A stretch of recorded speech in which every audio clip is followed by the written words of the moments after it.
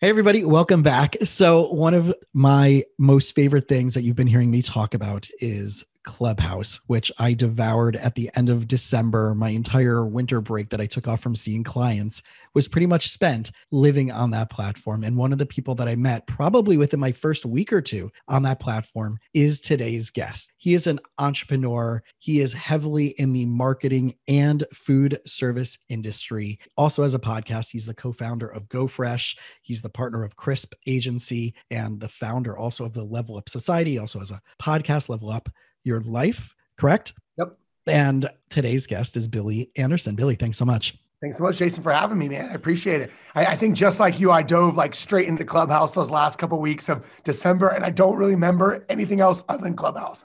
It's been so insane because I'm usually not the early adopter. And I know that the Clubhouse has been around for a while, but I got a random invite from one of my old associates who used to work in my office to join the app. And I'm like, all right, whatever, fine. And I just consumed myself with it and got in front of as many people. And the greatest insane thing was 2 or 3 weeks ago, I finished up my sessions and I know I gave a Zoom class, let's say like 7:00. So I finished at 6:15. I had a 45-minute window. I'm going to jump on. So let me jump on Clubhouse, see what's going on. And I'm walking through the hallway, right, where you see like which open options you have to choose. And it said Matthew Hussey, social media marketing, blah, blah, blah, with Matthew. And Matthew Hussey was the person. There was like 15 other people in the room. And I don't know if you know, he's like one of the most followed YouTubers when it comes to relationships and dating. And he usually hits the female population, but he's just like awesome. And he's been, news, top 10, bestseller. I joke that he's like the Australian good looking version of what I'm doing as a therapist. He's doing as a dating coach. And it was like 15 other people in the room and he's got millions and millions and millions of people following him. So I jump in and no one's asking him questions. And I raise the virtual hand. He pulls me on stage. And for the next 15 minutes or so, him and I are just having a dialogue about how to leverage social media at the level that he is to find my own voice. My fear was I don't want to wash and repeat what they're doing because they're so big, even though I'm doing it from a clinical level. He's like, but that's the whole point. You have your verification, you have your validation, you have your stance. Just take what I'm doing and just put your own voice to it. Oh, okay. So and again, now it's right. It's getting in front of the people that you would not get in front of unless you're at a conference, unless you're paying for a program. So, and that's where you and I met when you were talking in one of the rooms and that's when we connected. So I'm so excited for this. So I know that GoFresh, right? The food delivery service. I mean, this has been, everybody has their own niche on it. Everybody's doing all these different things. You're in California. You started it because you're passionate about fitness and health. Yeah, absolutely. At the time I was in kind of backwards a little bit. I was in the solar industry and I was traveling. We had an office in Southern California, but then I was running the Northern California branch, but I live about an hour away from that office. So I was just, hour with no traffic, Bay Area traffic, about 3 hours, depending on what day. California traffic. Yeah, exactly. And I started getting like a belly, like skinny fat, I like to say. And I was like 24 and I felt like crap. That was the number one thing. The weight didn't affect me. It was how I felt. I was like, this is not right. Like I was like buying 4 packs of Red Bulls and smashing them down just to like get the juices going. I was like, something's not right here. I grew up eating very healthy and I was an athlete and then kind of fell off. And so, driving up and down into the freeways around here, I was like, man, there is nothing convenient, nothing healthy. How am I supposed to get healthy? I'm researching how to be healthy. This is impossible if there's not something on the road. And so that's what kind of got me on that path of like trying to become healthier, searching for just that recipe to feel better. And that's so people always go, what are you drinking? What are you taking? How do you get this high energy? I consume good food. You know what I mean? You put good things in you, you perform well. And so that's really where it all started. We just kind of went on a search for our own need. Couldn't find anything. My girlfriend at the time started cooking for me. One of my buddies came over one day and was like, hey man, I'm hungry. Do you have any food? Opened up my fridge. I had like 30 of these meals in there. It's like, bro, let me buy some of these from you.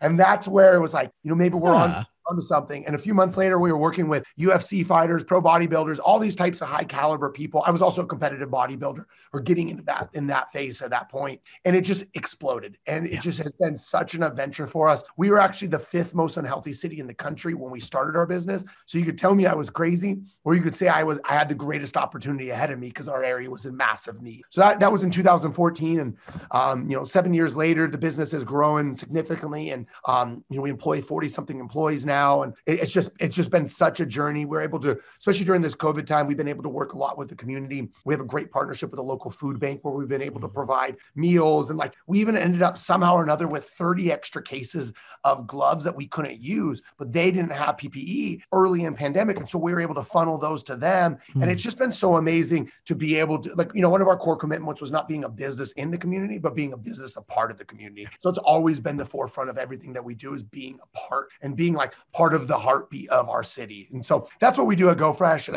I absolutely love it. So I love it. Some of the entrepreneurs that I've met on this journey, especially in the food space, Howard Behar, who is one of the former international president of Starbucks. It's not about the coffee, right? That book that he wrote, he's huge in the conscious capitalism, servant leadership world of entrepreneurship. And that whole thing about Starbucks that they say, I don't know if you've ever heard this, that they're not a coffee, they're not a people company serving coffee. Sorry, they're not a coffee company serving people. They're a people company serving coffee, right? Yeah. And that mentality, I think, makes those companies such as yours stand out, where it is part of that servant leadership model. We want to make profit. We want to make a lot of profit. And the more profit we make, the more we can help out, the more we can invest, the more we can help our company do that. There's another guest I had, Sean Walchef. He's down in San Diego, Cali Barbecue. And he's doing crazy stuff in the community. And just like the passion and the personality, and that we are part of this community. And the better we do, the better the community is going to do, the better the community is going to do, the better we're going to do. So as this, like, your focus on nutrition, on health, on wellness is very much in alignment with me as a therapist, doing integrative mind, body, not just, but also functional medicine, functional nutrition is incredibly important as a resource. What did you see that people were most stuck in when it came to their habits? Like, you are a Red Bull person, and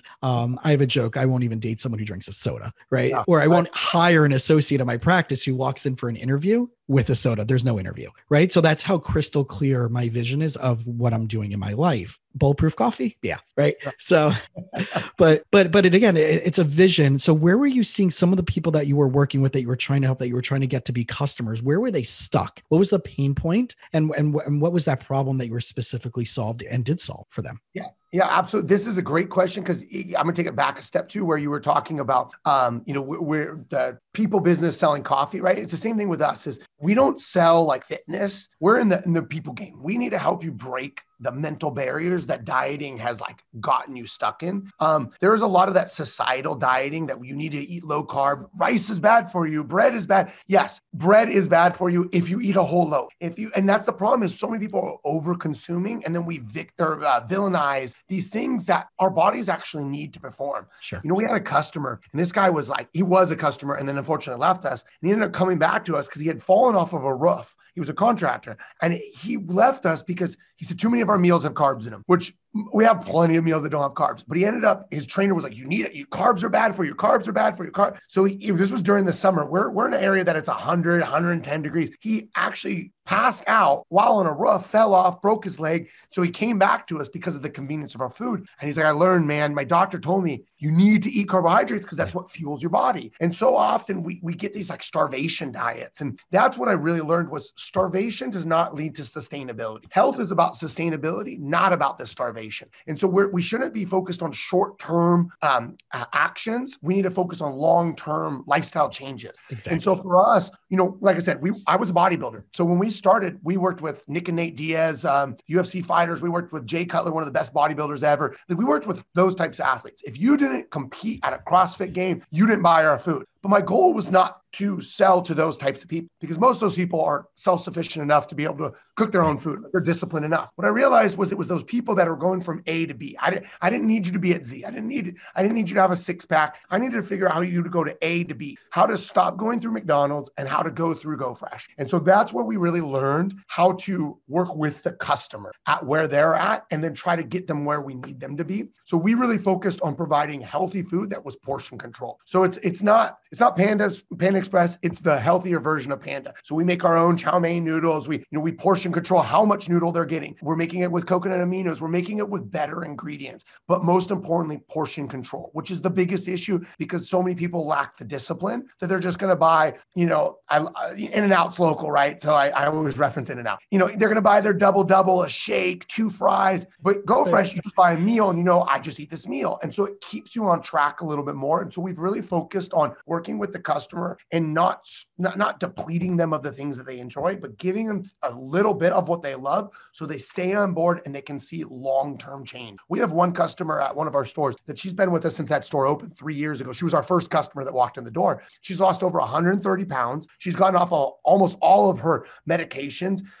Diabetes is in control. Her blood pressure is lower. When she came in, she was very heavy set. And like to see her now walk in, just even her mobility is different and she has life. And it's so amazing to see how food can really change you if you stick to the long-term game. But we used to see so many customers coming in and going, I've got a vacation. I need to lose 30 pounds in 30 days. Like, how do you think that's going to happen? It took you 30 years to gain this weight. Can't get rid of it in 30 days. So we really had to understand who our customer is and how to help them achieve the goal that they really wanted, not the goal that they were telling us or the goal that their trainers were telling them. Right. The psychology behind that is so important because, right, people see it as a diet, like you said, versus a lifestyle. And one of the challenging things that I'm experiencing, especially seeing this over the years in my practice, is that people go on these fad diets, right? Every couple of years, right? We start from the Atkins and then the South Beach. You know, the one thing that I loved for years was the McDougall diet, which was it was a vegetarian vegan diet, low oils, lots of starches, whatever it is. But again, it depends on what's going on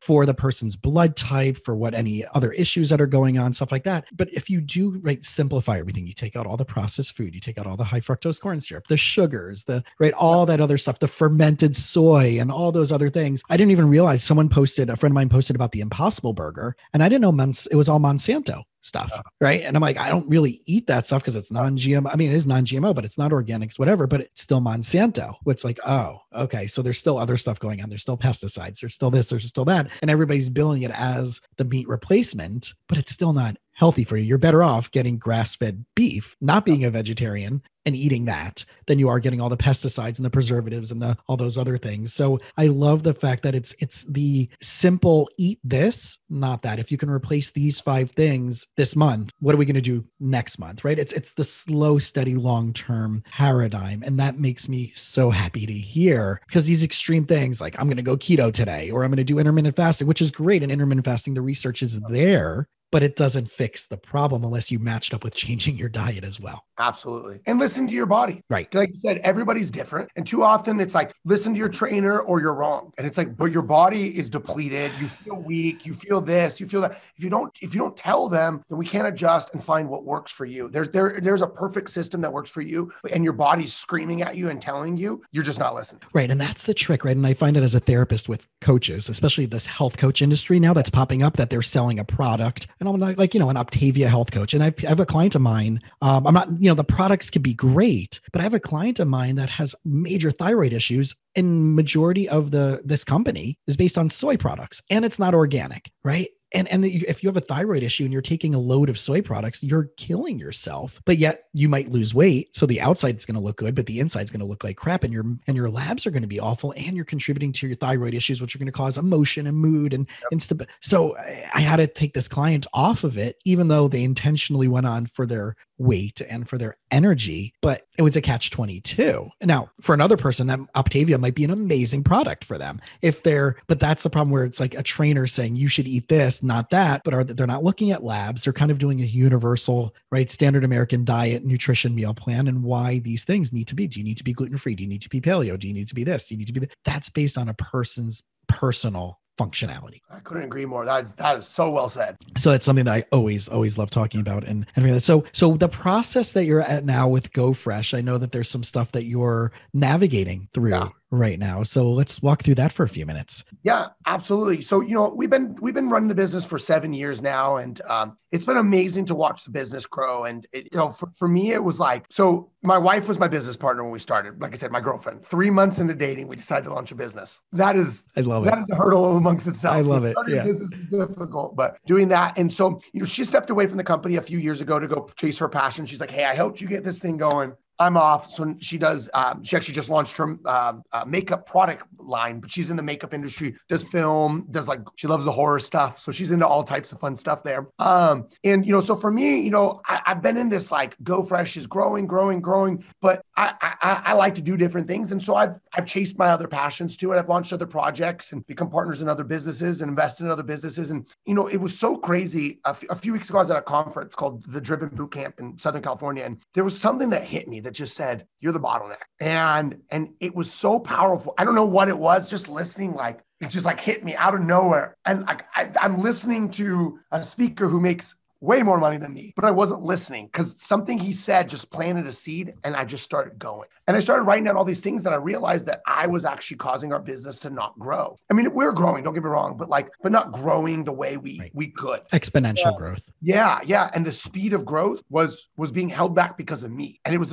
just this mind blowing, like, oh my God. And where this event was like way up in the Malibu Hills. So just getting back to our hotel, which was also in Malibu, was like an hour drive because it was like windy 5-mile-an-hour hill. And I told my wife, because she was with me, I was like, I need to step down. And she goes, what? Like, Billy, you don't step down from anything, you're the man in everything you do. It's like, I'm slowing the business down. Like I'm hindering, and I realized that so much of my organization, they'd be like, hey, Billy, I know you're busy. They would always say that before. Anytime they'd ask, I know you're busy, but I'm your boss. If I'm the CEO of the company, I should always be available for my leadership. Right. I should, obviously there's certain circumstances, but I should 99% of the time be available for them to be able to get that question answered so we can make the decision and move forward. But I realized that they were hesitant to talk to me because they were afraid that I was on a podcast like this, or I was working with my agency, or I was dealing with a coaching client, whatever it was. They would be fearful that they would be bothering me. And how can an organization scale and grow to new levels when they're afraid to go to the head honcho? And I realized that I was the bottleneck within our whole organization, breaking through to new levels. And it was a very humbling moment for me. We then went to Cabo immediately after with a very good friend of ours, a couple. So my wife was with his wife, and he and I were bouncing ideas back and forth. I'm like, couple rum and cokes in, and I was like, I'm stepping down from GoFresh. And he was like, what the? Like literally, like he was at the bar and he's like, what the? And I was like, I know. I'm holding the business back. And we sat there for about 4 hours and I just told him everything. And he was like, Billy, I'm the bottleneck in my business too. And like, it was this eye-opening experience for both of us that we both were like, oh my God, like we're actually holding our businesses back. And it just gave, he's not stepping down, but it gave him clarity where he can be better for his organization. But for me, I was like, I need to step down. And it's so crazy how the universe provides that when I came back, we actually had a very bad situation happen where an employee he had been given too much leash. He was a manager of one of our retail locations and the whole store became not good. And we actually had a clean house at that location. There was bad behavior going on. And it was a reflection of me not being there and being present. And for him thinking, Billy's too busy, I can't call him. And it was just like this moment where I was like, all right, like it's clear. Like I have to do this. And, it's so wild what happens. And so we had to sit down with our management this week. We transitioned me out of the company. It's a 90-day process. I'm grooming with my CEO, working with him actively,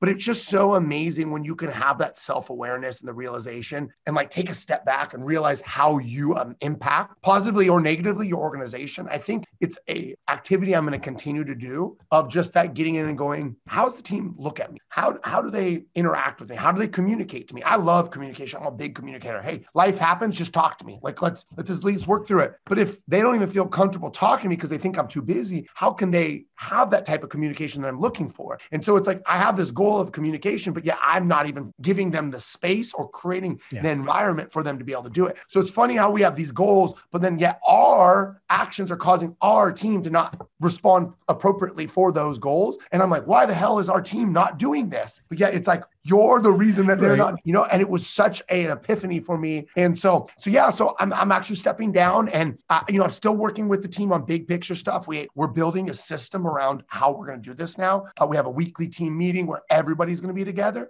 And then I have, one-on-ones every other day with our new CEO as we transition him in. And recently we actually just gave him equity in the company, actually about 12 months ago. He's been with us for 5 years and has just been an amazing partner in the company. And he deserved, every bit of the company that we gave him. And now he's, stepping into a CEO role. And he was just like blew up when I told him. He started crying and was just like, oh my gosh, like, you want me to do this? Like, he said, this is what I've wanted to do. And so it was so awesome to see how the leaders that I talked to below me are now rising up. And in the law of the lid from John C. Maxwell never has been more clear than right now. Because it's been 1 week, 7 days since I made the announcement, and we had the best week we've ever had as a company. I don't know if there's always right. It's that like, I'm like, maybe I needed to step out sooner, but just the way they have reacted, they are acting in a more powerful state. The way they move, the decisions, the clarity that they have, the confidence they have, unbelievable. And so it's so amazing what you can do when you get out of your own way. You know what I mean? It's crazy.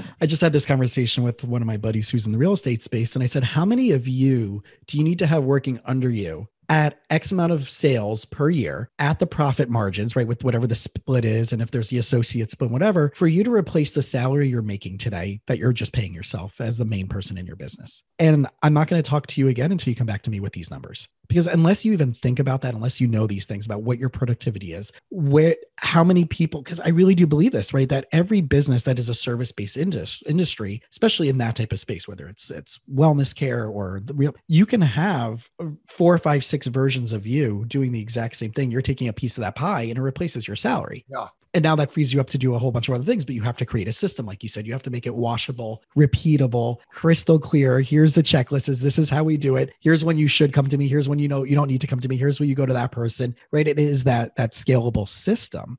And the self-awareness component of this is massive. Yeah. It is the biggest key to an entrepreneur. I think we have these like dreams and goals, but like the disconnect between where we want to be and where we are is self-awareness. And I always start off with that. Yeah, right. You can't be the product at the end of the day, because that's what makes right at the beginning when I was doing what I'm doing. It's Jason's the therapist, Jason's the coach. So it's the 1-to-1 or 1-to-4 or 1-to-groups, whatever it is. But I'm still only making that business run when I'm doing it. And therefore, what's happening when I'm not doing it, right? Then there's no income coming in versus creating courses and creating trainings and having people under me and stuff like that. And I know that our ego, even in a healthy way, is that we want to be so committed to whatever that project is that we don't want it to look bad. We don't want it to fail. So therefore we overinvest and it becomes a boundary issue. Yep. And I lost a potential client today because they emailed me over the weekend. I wrote them back saying, I'm sorry, I'll call you on Monday. Here's some information for you to think about, but I will call you on Monday in between my first break of sessions. And I called them. They're like, oh, well, this such and such therapist already called me back. And I said, oh, who did you end up going with? Is there a degree in this? Because I know they were calling for couples counseling. Do they have this specific licensure and training? And they said, well, it doesn't matter. We already scheduled an appointment with them this afternoon. I'm like, okay, here's some questions that I'm going to ask you if you came to me for a first session. I'm curious if the person's going to ask you these questions. Now, I might have lost that client, right?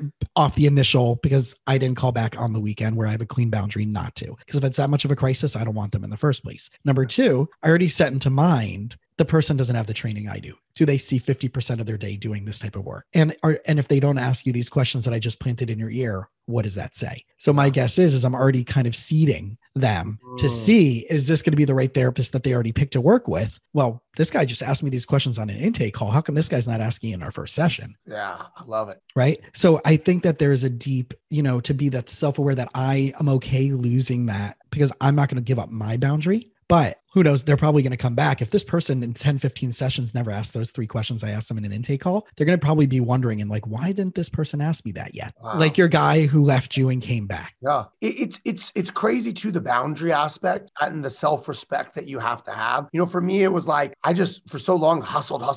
You know what I mean? And you just work. And you're like, I'm going to get there someday. But you're like neglecting your own boundaries. And because you have no boundaries, you have like no structure to get to where you want to go. And you're like, well, if I work 7 days a week all day, eventually I'll make the money I need to, right, or I'll have the life that I want. And it's so funny how until you start to respect those boundaries, even if it causes you to lose a client potentially, that you will create more success for yourself. Yeah. It's so crazy how it is when you respect yourself. Well, your emotional well-being has to be part of this. And I do truly believe, because I ran away from this entrepreneur mindset for years. I was like, my family is a 3rd generation furniture business. And I never saw myself as being part of it. And I also grew up in South Florida where I saw very few people leveraging money to really do good. I was a scholarship kid, so I know where there was some, but it was typically coming from a nonprofit or a more spiritually based or religious base in the Jewish community that it was funneling through there. But I never saw people really leveraging money unless their name is on a wall somewhere, right? The big donations. So my mindset around money for many years was, well, I'm doing good. The money will eventually come, or I'll do well enough to be okay as long as I know I'm doing good. And it wasn't until I realized like how much on the side of complexity on the far side of simplicity. I was working where I was washing my own floors. I was like literally like lysoling my hand, taking out the garbage, lysoling my waiting room at the end of the day. Like, I'm like, this is not what I signed up for, to be a private practice. That's so sexy, to be a 6-figure private practice person. And this was the other crazy thing. When people talk about $1 million business, they talk about let's start off with a 6-figure business. To get that $100,000, there's a big difference between your business being 6-figure business and you being a 6-figure earner. Big, huge night and day. Night and day. And people don't get that. And when I brought that to therapists on a panel that I was on, a business panel, I'm like, you aren't aiming for a 6-figure business. You're working, you need to have a $200,000-$300,000 business if you want to make after your overhead and your marketing, your light, all that stuff. And there's no training of that in the business world. They think I'm going to make a 6-figure business and therefore I'm going to be a 6-figure earner. Yeah. And that's such a misconception. And that's the one thing, not to bash Clubhouse, but everybody's a 7, 8-figure, 9-figure entrepreneur. And it's like, really? Like, right. Maybe collectively. Yeah. Right. If I pull up my Mint account from when I started my Mint account 8 years ago to now, I've made over $1 million, but I haven't taken home $1 million, right? And that's the big disconnect. Is there's a lot of this like top line revenue versus bottom line. And there's a big disconnect between like, are you running the business profitably? And this was, going back to the switch that I'm doing at GoFresh. I sat down with a gentleman that was at the event. He was a tax attorney, soon to be my new tax attorney. And he said, Billy, I would challenge you to take your salary away. And he goes, because what you've done is I think you become complacent because you make the money you need to. And he's like, do you really need that money? I was like, well, between coaching, between this other stuff, like, nah, like I don't. He's like, then push yourself to be a commissioned owner. Like now, if the business doesn't create results, you don't get paid. You didn't deserve it in the first place. It's an incentivization. Yeah. He says, you become complacent with the salary. He's like, you need to get back to the grind of like, if I don't create results, I don't. And so I became very complacent. Like, well, I make the money. It's good. Right. But you haven't been hungry in a different type of way. Exactly. Yeah. And then on top of it, taking my salary, that puts a little extra stress on the business. Now the business gets a little bit more freedom. We get a little, I don't want to say play around money, but we get a little bit more capital to be able to invest, or if we need to buy a piece of equipment or whatever, we don't feel like, where's that coming from? Now there's a little bit more money on the balance sheet, which allows us to be able to operate better, which then should ultimately, well, hopefully create more success. If I'm really in that, like if I don't create results. If you're truly investing in the business, right. Well, have you seen the Profit First that whole thing? Oh. Right. So that's right. So that's what you're talking about. I got like 10 copies right here next to me. I give them out all the time because it's such a powerful book. And I started adding just some things at the beginning. I'm like, why am I keeping so much in my business account? Right. So I have to have the operating expenses, but I'm like literally pulling out at the beginning of like, and it's just going, I'm like, I want to see the bare minimum in my personal account, where it should be in a savings. It should be in a brokerage. It should be in this. It should be in that, where I'm like, oh, no wonder I haven't been saving as much as I want. I've been saving, especially during the pandemic. It's been very easy to save for me, but now like I'm like, why did I pick this number for this account of only pulling out $500? Let me see if I can do it to double it. I'm going to take out 1,000 in the next couple months and see if I even notice it.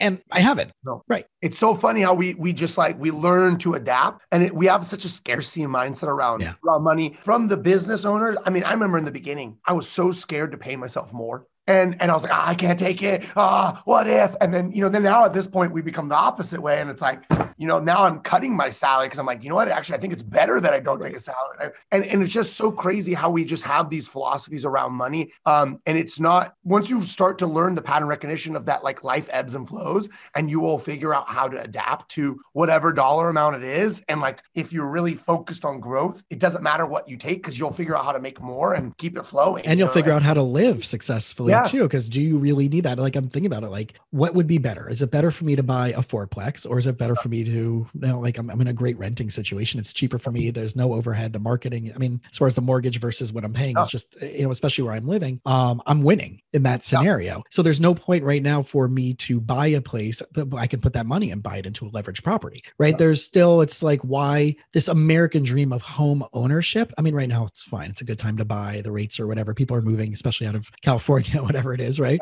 But to come to Florida, right? Come south, baby. So, right, as a South Florida person, but the market is also, very high here for what you're getting. It's not LA, it's not, Chicago, it's not New York, but it's still overpriced. But it's thinking like, what's my long-term game plan? That I don't need to have the ego of being a homeowner. And it doesn't make, if you're like, oh, well, I'm going to make money off that. Well, yeah, you might make 50% in 10 years, which is great. If you buy a $500,000 house and it becomes $1 million house, that's a good investment, but you don't have that money until 10 years from now either. Yeah, there's so much ego around. I love when you're talking about the ego, because the ego is all the short-term philosophies. Like I'm speaking at this event this weekend, and almost every speaker there drives an exotic car. Like, no joke. I drive like a Chevy SUV that I've had fully paid off for 7 years, and I love it. Yep. Like, it's the least sexy car. Like, it might be the most bucket car that's going to be at this event. Yeah, I'm speaking at the event, and it's allowed by not going and buying a luxury car, which I might actually buy this week because the car is having some issues. So I need to buy a new car, but I'm not buying no exotic. Let me be clear about that one. Not that I couldn't potentially buy one. It's just, what does that do for me? You know what I mean? And I think we need to understand, are we doing this for somebody else? Are we doing this for the ego? Or are we doing this because this fits into my long-term game? And this was a goal on my agenda. And I put the work in, I built my credit up, saved the money. All right, I deserve this, versus like, I need to do this because this gives me validation and makes other people think I'm successful. Mm-hmm. I give two shits if anybody. Well, the deserve this, the I deserve this part is part of the dangerous part of why people spend so much. Yeah. Well, it's also the same thing when you talk about going back to the whole food conversation. Well, I worked out really hard today. I've been eating clean for the last 3 weeks. It's just one pizza. I deserve this. What's one pizza lead to? Cookies the next day, soda the next day. It leads to the whole pie. It doesn't lead to, right? Thank God I'm gluten-free. So that makes it a lot more. I mean, it's sad because I love pizza and there is some good gluten-free I'm right there with, I'm gluten-free as well. Right. And so, man. But it's that I deserve this mentality that does treat us to this whole letting go of like what our goals are in the short-term thing. And I see this here, especially right here in California. I'm in South Florida. And it was a year and change ago. Well, it was before the pandemic. So it was like a year before the pandemic. My car got recalled. I had like a 2011 Hyundai Sonata. I'm driving 0.6 of a mile to my office at that time, 0.6 of a mile. So I would come home for lunch, whatever. So I'm driving 2 miles a day. And car was paid off, had 60,000 miles on it. And only because the engine had a major issue that they recalled it and they gave me more money to buy it out. Then I'm like, I had no desire. Like, I didn't care. Like my siblings would make fun of me. I'm like, I'm not going anywhere. People are coming to my office. They're not seeing the car parked in front. Like, yeah, but you're seeing high level clients. I'm like, yeah, I get that. But no one cares. So yes. So I leased a Lexus, but then what happened? The pandemic kicked in. So now I have a $425 lease and I'm going 6 miles a week right now, So it's the catch-22. Do I feel better in that car? Yes, I feel better in that car than I did in the Hyundai. But would I go back to a Hyundai SUV because I love going to the outdoors? And if I move to Georgia and I want to go camping, that's going to be a better car for me anyway. So people have to think about like, what's the lifestyle that you truly want to be living that's also in accordance with your values and truly what you can and afford, especially if you're a business owner. Having that high-end car is not going to do it for you. It's not going to bring in more clients. No. And I think the challenge is that we want to jump to proving our success instead of actually building success. And so the car is the one that I just see so many people they go buy a luxury car, like buying BMW, Mercedes because of the name. Mm-hmm. And it's like, dude, when that thing hits 100,000 miles, let me tell you, I've had a couple of them. They break down immediately and it costs a lot of money, but because they bought that car, they held them back from getting their maybe a stock portfolio or, hiring that next employee that would have taken them to the next financial level and given them the freedom. Right.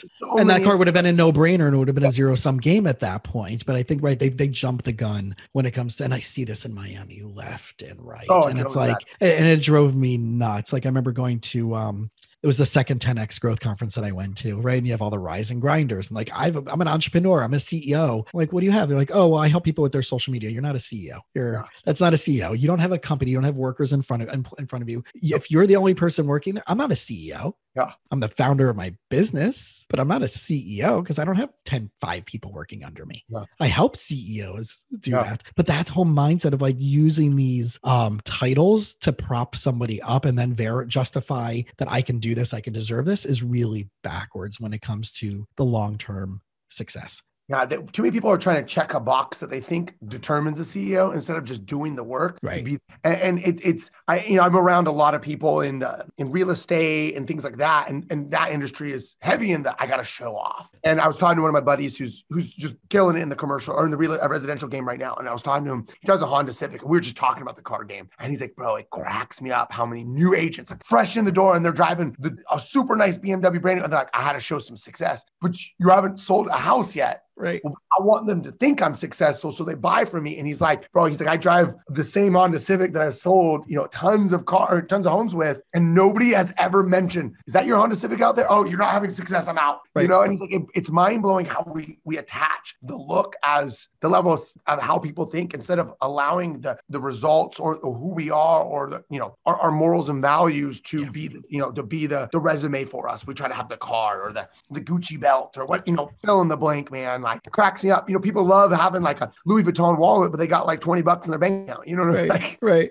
That's what my brother got me a few years ago. He got me one, like he was there in Italy. So my family was there for the furniture market. And then my brother, I think, stayed on with his then new wife as part of their honeymoonish thing. And he went to the Prada outlet, not the Prada outlet, but like the original Prada store. So he got whatever. I don't know how much this wall was. I'm like, I would never buy this for myself. I mean, it was a beautiful gift, and it makes me feel like, it's very thoughtful. But it's funny, it's like, okay, yes, it feels weird when let's say I was at my chiropractor the other day, and I pull it out and it's sitting on the thing next to I'm like, what are they thinking? What are they judging me as? Why does this guy need to have that type of wallet? Right. It's such a mind game that I'm like, I don't really care if I got my thing from Marshall's or Nordstrom Rack right. So it's just a funny thing how these branding, but how important branding is at the other side, because you changed the name of your brand. Yes. And did that catapult a shift in the business? Yeah, absolutely. So, I mean, we've done, so Go Fresh was originally PFS meals. And that was like, first of all, employees didn't even know what PFS stood for. Like, the PQS,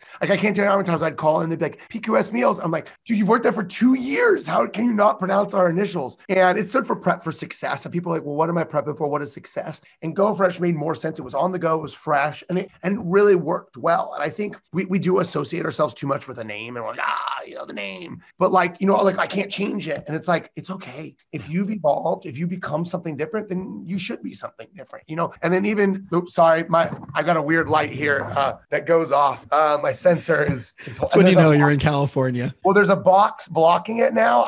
We're reorganizing everything. So there's boxes blocking the sensor. So I got to swing back there. Anyways, so then we just actually rebranded, you mentioned Level Up Society earlier. We rebranded that in that moment at that conference when I'm like, jotting everything down. I'm like, I do business coaching, and it's been something that took a lot of my time, and I love doing it, but I've kind of shut it down. I did not shut it down, just not accepting any clients right now. I had, I was doing the marketing. We launched Chris, and, I just didn't know how it all came together. I had Level Up Society. And in that same moment of realizing I need to step down from Go Fresh, just writing it down, I'm like, all right, how does all this fit? I just felt like I needed to cleanse my life. I needed to either just bring something together or just cut it out. Right. And I was like, you know what? We need to bring everything together.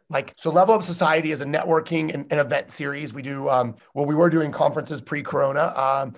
We literally had an event on February 28th last year. Everybody's high-fiving and hugging and everything else. And then 7 days later, everything down. And so we hold conferences. Now we've moved to more masterminds. So we've got a mastermind in 2 weekends, actually. And so we had that. Then we had my coaching, and then we had the marketing. I was like, you know what? These are all, I have a lot of the clients that go through all of them. I was like, you know what? We need to bring it all together. And so we actually are launching the Level Up group, which has Level Up Agency, Level Up Coaching, and Level Up Society, and bringing them all together and actually now building a team under them. And so we have, we're obviously developing a team on the agency side as well. But now I'm starting to work on bringing in some friends of mine that wanted to be coaches, but didn't want to develop the system. Well, hey, I already have a system. We've got, the whole onboarding program. Well, I can help you out. So now we're developing a team, and it's so crazy. Like I said, the universe provides when you just when you gain that clarity of where you need to be. I'm huge on your why. It's if you had been like, hey, join my podcast, and I'm like, but you didn't give me a Zoom link, right? I usually use an address as an example, like, hey, come to my house. Well, how? I don't know how to get there. You live in South Beach. Okay, that's a pretty big area.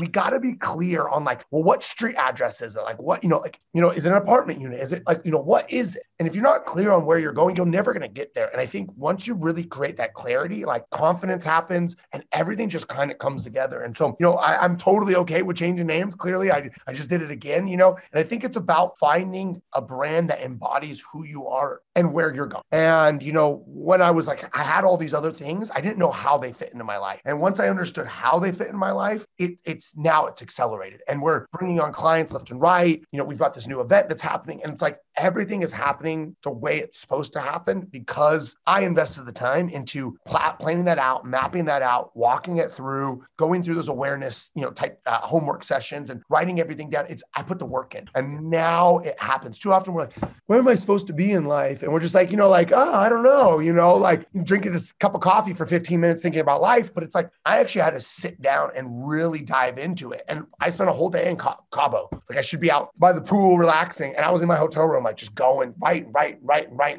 And my wife wasn't too happy about that, but just, we went into it. And I told her, I was like, I got this in me. I need to get it out, get it down on paper. But that's where it usually comes up, right? When you're putting yourself, it's like trying to find your keys when you're running around the house, right? And it's right in front of you because you didn't calm down. You didn't give yourself that environment and that place to do that. And that's why, like, the retreat to attack mindset in my mind is so powerful, where especially right now, it's been so difficult with all the stuff going on and safety and all those things. And I'm taking, like you were saying about the last retreat that you held or the conference you held in person, I did something with a buddy of mine in Asheville, North Carolina at his family's mountain house. And we had a bunch of other young entrepreneurs who are hungry. Some of them have already done TED Talks. Some of them they're already, creating in businesses that are at least doing, $100,000 a year. And that was like the bare income, right? You had to be doing so, or you were on the cusp of whatever. And that weekend, right, was the weekend I decided to shut down my office. But it was all about clarity of how are you. The whole theme was called How I Show Up, which was one of my workshops that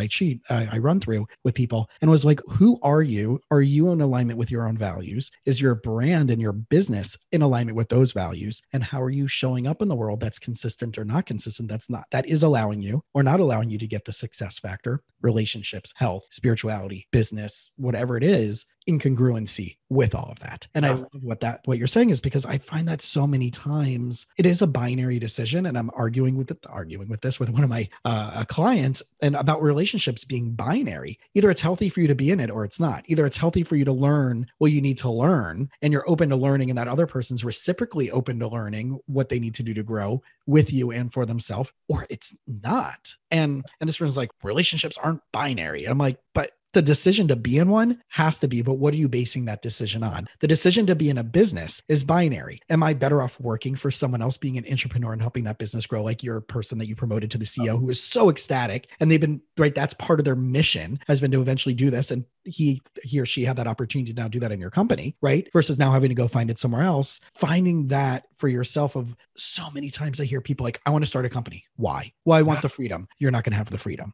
until X, Y, and Z. And unless you put these things in place, you're probably based on what you're uniquely skilled at, what your life stance, the fact that you might need to go back to school or not go back to school. You might need to get certifications or trainings. You're better off working in a company at a higher level, making X, but going home at 5 p.m., 6 p.m. and not having to worry about paying the taxes and the payroll. 100%. And that, I think it's like that short, we're just annoyed. So we're like, I hate my job. I'm going to go be an entrepreneur. Like, all right. That's not what entrepreneurship is, people. That's not what it is. Right. My coach, Rick Sapio, who's a capital venturist and the person who I did my training and business coaching through, he believes that an entrepreneur is someone who defines their core values and then lives every aspect of their life through those core values, personal, professional, relationship, spiritual. And that's why I say when it's binary, does this align with my values or does this not? And then there's the list of anti-values. They may have these, but if they have any one of these on my anti-value list, it's a no. Yeah.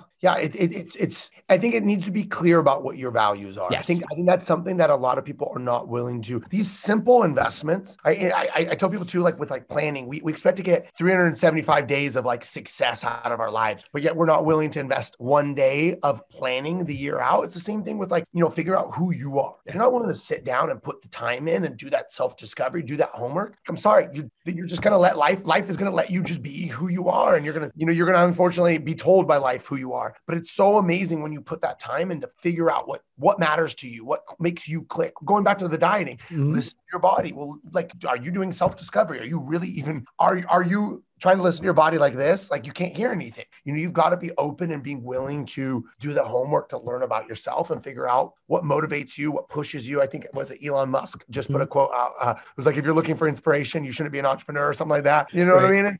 It's like that's the reality. Is like, we've got to figure out what makes us click. And if it's starting a business because you think it's going to give you freedom, like do some homework because you're going to realize real quick that no entrepreneur is going to tell you that it gives you freedom. No, You know, no, it gives you purpose. It gives you some level of privilege. It gives you a way to live your passion. And yes, at some level, if you do it the right way, which is right, the whole E-myth and the whole thing of like, right, entrepreneur, manager, technician, and like you're doing, you're stepping out of that role because that is giving you more freedom, but you still had to go through the crucible to get there. And also, like you said, that's like we talked about before, that psychological aha moment of vulnerability, of realization of I could be more useful here than here. And I need to bring someone in to do that for me and then watch the exponential success. And I think that like ties me into the last part that I know we wanted to talk about, which is, you know, a big valuable part of the growth has been your now life partner, your girlfriend at the time, now wife. Yes. So as I said, I'm third generation family furniture business. And they're, you know, the joke is always like, you know, close your business, come work for us full time as VP in development and blah, blah, blah. And I love them, but I don't want to work there. I don't want my whole entire day wrapped up around that when, especially knowing we all have family conflict, and the worst thing to do is to be in a family business. So walk us through a little bit of what has been some of the most positive experiences. Because like you said, you started this a few months into dating. What have been some of the brief challenges? And yeah, I don't know. I'll just leave it at there. Like, what has been some of the positive? What have been some of the challenges? What have been the biggest takeaway learning ahas that you think other people are thinking about doing family businesses or in a family business should think about? Yeah, you know, I like you was raised around a family business. My parents ran a construction business together, and then ultimately my dad got into home inspections, and it wasn't the healthiest environment that I saw, you know. But for some reason, I decided to jump right into starting a business with my girlfriend. You know, and so for me, a lot was my dad was very volatile. I love my dad. Unfortunately, he passed away a few years ago, but he was very like, this is my way. And I was like, I'm not going to be that. Well, what did I become? When, you know, what you resist, what you resist, persist. Yep. And so I became very much like, it's my way. And because I have a college degree in business, I had previously been in some businesses. The solar company that I was in when I started all this, I actually exited and had a very successful 7-figure exit and was like, I'm a boss. Like, you listen to me. And it was like, I talked down to her so much, but I didn't know I was talking down to her. So when looking at like what I learned the most was communication and how you, like you talked about, how you show up to other people. How I showed up to me was, this is who I need to be. But how I showed up to other people was like, yo, Billy is like a ticking time bomb. Stay away from him. And, you know, I would come in like, and I was focused. And to me, once again, this is who I needed to be. But how you show up to other people, especially your wife, 24/7 a day, coming home and in that intense mode of, this employee did this. And I had little to no idea that I thought I was just describing my day, but I was bringing her down. And so there was a lot through communication that I learned how I was being a bully, not necessarily verbally attacking her, but just dominating every. It was an overpowering conversation. Yes. Limiting her thought, limiting her opinions. And it wasn't even like I was willing to hear them out. I was already listening for what was wrong with them. And so communication is what you say, but also how you listen. And that's what I think I learned the most of was how to listen, because the listening part was what I was not willing to do. And because I had grown up around, you know, I'm using this as an excuse, but growing up around my dad, you know, he was very much like, no, this is the way we're going to do it. My dad, you know, being a contractor, I remember they were remodeling their house prior to my dad passing, and his buddy was there and they were framing up a roof. My dad is the biggest pain in the ass when it comes to framing roofs. I don't know much about construction because I chose not to go into that business. But his friend was like, damn it, Bill, this is why we never worked together years ago. You're such a pain in the ass to deal with because you don't listen to anybody. Like, we're going to do it this way because this way doesn't work because X, Y, and Z, but you can't hear that. And it was like, boom. And this was like maybe 3.5 years ago. And it was like, oh my God, like this is me. This is me right now. But it wasn't like, this was a learning lesson for me. It's just so powerful how you show up to other people and how you listen to other people, because there's so many moments that we just think as the CEO that as the guy that started it, or I would use the excuse, I'm the one that invested in it, but she invested time, energy, she invested money because we didn't get to go on vacations. We didn't get to do a lot of things because the money went to the business. And so it was that lack of consideration of what other people felt, thought, and had opinions on. And so the communication aspect was the number one thing. The second thing I think I learned was the goals. Like, Look, like I promise, I worked so hard. The one thing I don't do is quit. Even when I should probably quit certain things. Smoking cigarettes was a bad habit of mine for many years. It took me like 6 years to finally quit. So I mean, that's why my wife always jokes. She's like, look, even back when you smoked cigarettes, you couldn't even quit. Right. You can't quit at quitting. Yeah. Right. So it was amazing learning like that. Just saying that there's a light at the end of the tunnel. I'm going to work and work. Like I was mentioning with you earlier, like that there's a dollar amount or there's a certain level of success that I'll be able to create. But like truly knowing what it means to like have a light at the end of the tunnel, and like, are you working towards really creating that freedom? Like, what is the light at the end of the tunnel? I think it's important that, especially in a relationship, a lot of times when I'm around people and they're like, my wife doesn't get it, or my husband doesn't get it, or my boyfriend, girlfriend, my mom, my dad, whoever doesn't get it. But like, do you get where they're at? We ask them to make so many sacrifices. And for years, my wife sacrificed time, emotion, connection, just everything. The relationship side of our relationship, she sacrificed. And like, but I kept asking her to sacrifice. But one, was I building towards really creating the freedom to be able to ask her not to sacrifice, or for her to not have to sacrifice? If I'm asking you to sacrifice, is it permanent sacrifice? Shouldn't be. Like if we're in a relationship, our relationship shouldn't be sacrificed for our business forever. Otherwise, why are we in a relationship? But then two, are you willing? This is the biggest thing. Are you also sacrificing your own life to give them back something for them? We ask them to sacrifice. And I see people that have children sacrifice. Like, well, my kids, they just got to know that I'm just not going to be at every baseball game. But are you at any baseball game? Well, did they ask for that? Right? Did they sign up for that? Which one would they prefer? Would they prefer you have you at the baseball game or that extra trip once a year? Yeah. Or is it like, okay, yes, you can't be at the baseball game, but are you willing to put your phone down to be present at dinner? And those little moments of like, okay, so I'm going to ask them to sacrifice here, but I got to sacrifice over here. You know, I can't keep watching sport if I'm asking my wife to not go on date night. You know what I mean? Yeah. And those became really pivotal parts of our relationship that had to become non-negotiable. And so date night every Friday, you cannot get a hold of me after 4:00. Just my phone's off. Now I'll post like one Instagram story of us at dinner just because I like to promote that part of our life, because I think it's important for my other friends that are entrepreneurs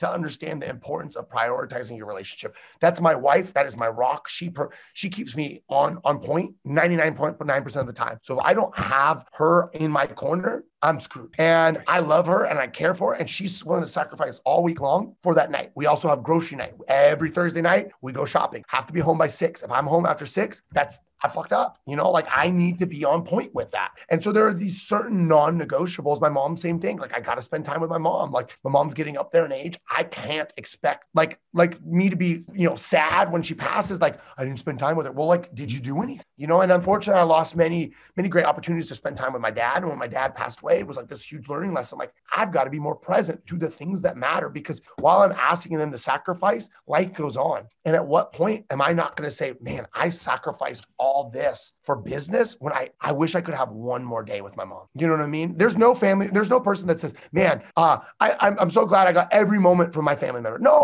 everybody says, man, if I could have one more conversation, one more hour, one more day. And so then if you know that, then you have to make those non-negotiable. I don't care if it's once a month, maybe it's a once a week phone call, maybe once a day. Like find that non-negotiable in your life and make it a part of it, because otherwise if you're not non-negotiable with these relationships, they're going to be gone. Right. And you will forever be bummed that you lost that moment or that time, and it's on you, not on them. But you can't abandon them. If you ask them to make all these sacrifices, you got to sacrifice for them too. Yeah. There has to be a give and a take. So that's one of the things I love it, because it's so one of the next workshops that I'm pushing out over the next couple of months is teaching people how to create that specific system, specifically entrepreneurs, where they look at everything that they do in a day, week, and a month, and they put it down. And I have a whole system for this, and they map it out, and then they time block how long that takes. And then I'm like, okay, but tell me what the goals that you want to add to your, what are the new hobbies you want to add? What's the people you want to spend time with? And I'm like, and now look at your calendar. Where are you going to do that? And they don't have the time, because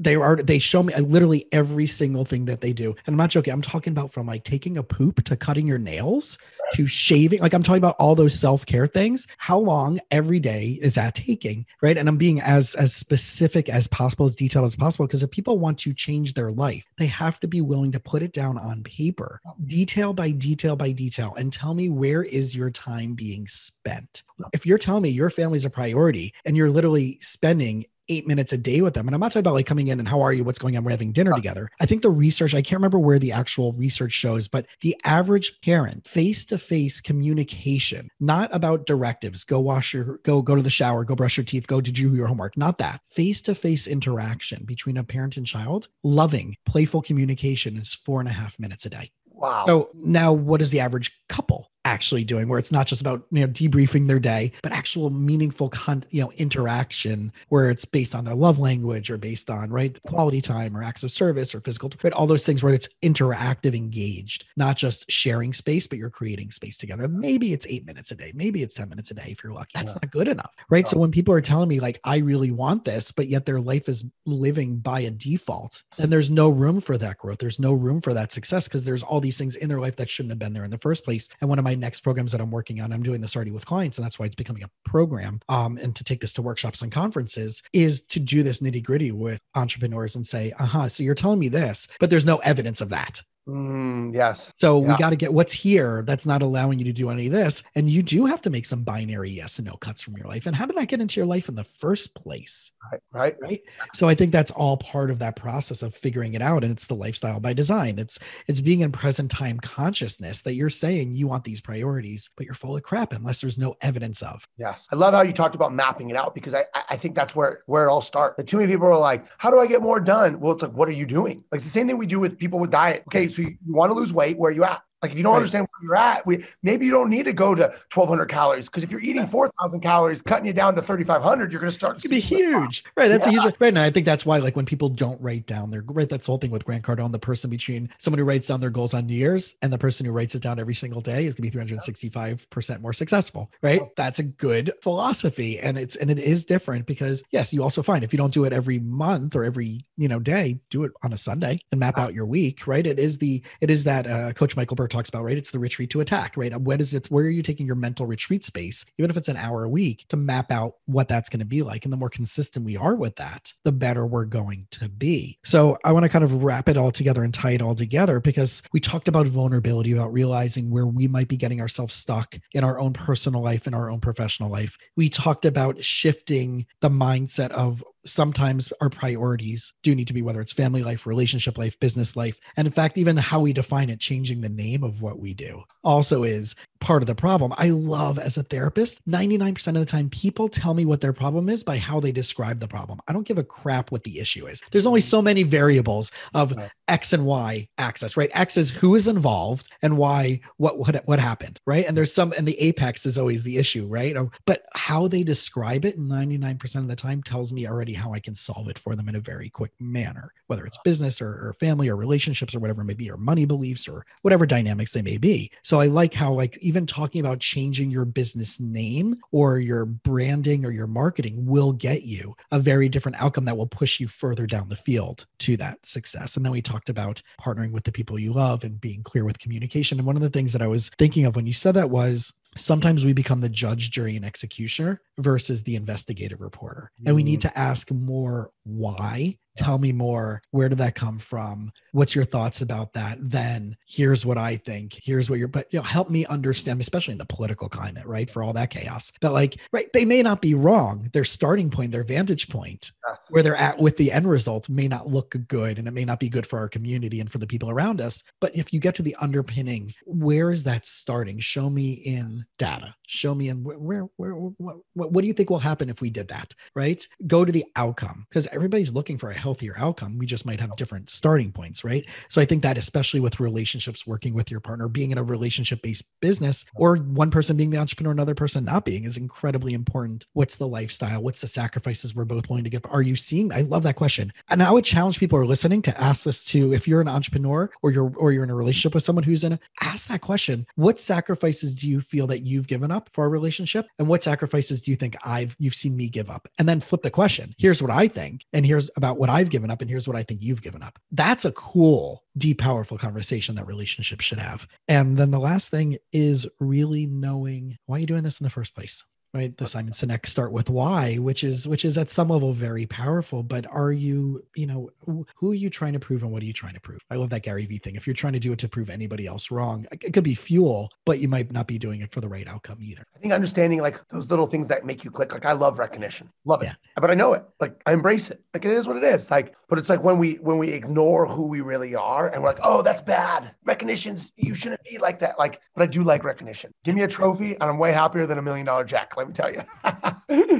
I hear it, but it goes good, really good if it goes hand in hand together. So, right. That'll be even better. So let's give some people some contact information. I know Instagram is basically the most consistent place because we have you at Billy_GoFresh is your main. And then you have at GoFresh and at the _Level Up Society. And then you have the podcast as well. Yep. The Level Up Your Life podcast. You can find that on Spotify and on iTunes, pretty much all the platforms. You can find it there, or you can find it in the link in my bio on my Instagram. But Instagram is definitely where I live most days, and pretty much can get a hold of me on there. And love this. This was an amazing podcast. I always find more out about myself when I'm being interviewed. I'm like, damn, like who is this guy that was just on here? I like this guest. So I appreciate you, Jason, for having me and just diving into all these great questions. Awesome. I'm so excited. I was so looking forward to this happening. And I know it's been a few weeks coming. So I'm glad that it was incredibly valuable for both of us and hopefully as well for the listeners. And for everybody out there who did get value or they think they know someone who will get value, please, please, please, please share this episode out. Give it a, and then also go on iTunes. Even if you don't have iTunes, create an account, give us a review, starred and written. That makes us be found by other people. Again, share it out. You can follow us on You Winning Life on the Instagram. Billy, I don't know if you know this, but December, my main account, Jason Wasser, LMFT, was just shut down overnight. Nope. I wasn't posting politics stuff. I wasn't posting COVID stuff. It just got shut down. And right. So I had to start over, and thank God for Clubhouse, where I started getting those. It was like 100 people on that other account. And, so it's funny that like this whole branding marketing thing of like having to start over and social media and all these other things that sometimes you're going to connect with people, especially out there. Don't worry about the numbers. No different than not worrying about the car, right? Because some people are like, oh, he only has 350 followers presently on Instagram. Doesn't mean anything, right? And it's the same thing of like, it's the connection. It's what's the value you can bring to each other. How are you solving a problem? And I know today people are going to walk away from this episode with a lot of cool insights. So I really want to thank you. Well, thank you so much, Jason, for allowing you creating this environment, allowing me to be on here. So thank you. Thanks, my man.